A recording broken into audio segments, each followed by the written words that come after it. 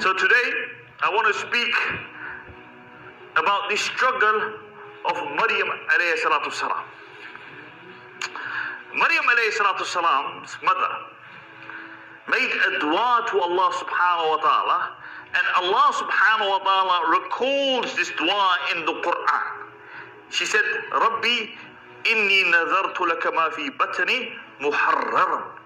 She said, oh Allah, give me a child and I will take an oath, I will vow that child in my stomach will be spent solely for your sake, will be given for your service.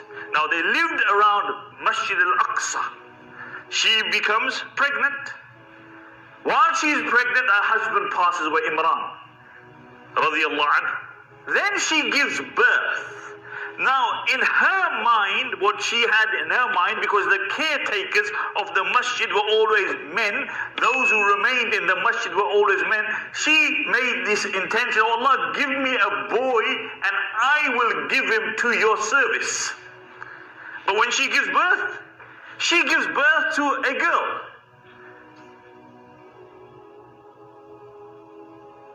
So now she turned back to Allah subhanahu wa ta'ala, and Allah recalls it in the Quran. فَلَمَّا وَضَعَتْهَا قَالَتْ رَبِّ إِنِّي وَضَعْتُهَا أُنْثَى. She said, oh Allah, what I gave birth to was a girl. But I made that nazar and I made that qasam that if it is a boy, I will give him in the path of Allah subhanahu wa ta'ala. So she's very disappointed. Allah said, Wallahu a'lamu bima wada'at. Allah knows what you gave birth to. You don't have to tell us, Allah knows what you gave birth to. وَلَيْثَ ذَكْرُكَ الْأُنْثَى.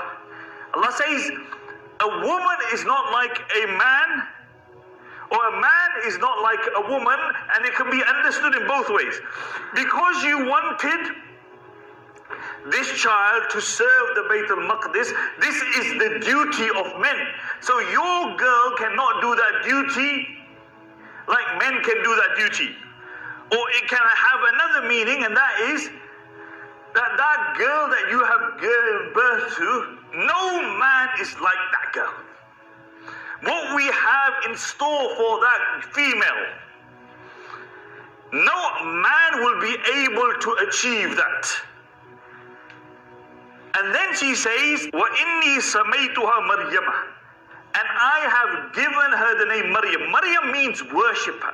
Look, even though she was born a girl, she still had the intention to fulfill her qasam, that she will still be in the service of Allah subhanahu wa ta'ala. That's why she named her Maryam. And then she takes refuge in Allah subhanahu wa ta'ala and for her progeny from Shaitan al-Rajim. The Prophet sallallahu alayhi wa sallam said, when a child is born, Shaitan pinches that child. And that's when that child begins to scream. He said, besides Maryam and her son Isa alayhi salatu salam, they are the two exceptions to this rule. Now, the husband has passed away, it's a girl. So, people want to raise her because she doesn't have a father. Now, Zakaria alayhi salatu salam is actually married to the auntie of Maryam. Her name is Hannah. So Zakaria alayhi salatu salam, who was a Nabi, says, look, give me the honor, she is my wife's niece. They say no. Every person of importance wanted to raise her. Why? Because she was also the daughter of Imran, and Imran was the Imam of Bayt al-Maqdis. So what they do is that they draw lots, and the way they draw lots is that they bring these pens, and these pens were the same pens that they would write Revelation with. So they put them in water. Everybody's pen sinks besides the pen of Zakaria alayhi salam. So now she's given over to Zakaria, who's a Nabi himself, and Zakaria raises her. And they give her a place in the masjid because they saw something amazingly special about this girl. So she's given a room by the mihrab, which is the most holiest part of the masjid. And that's where she lives.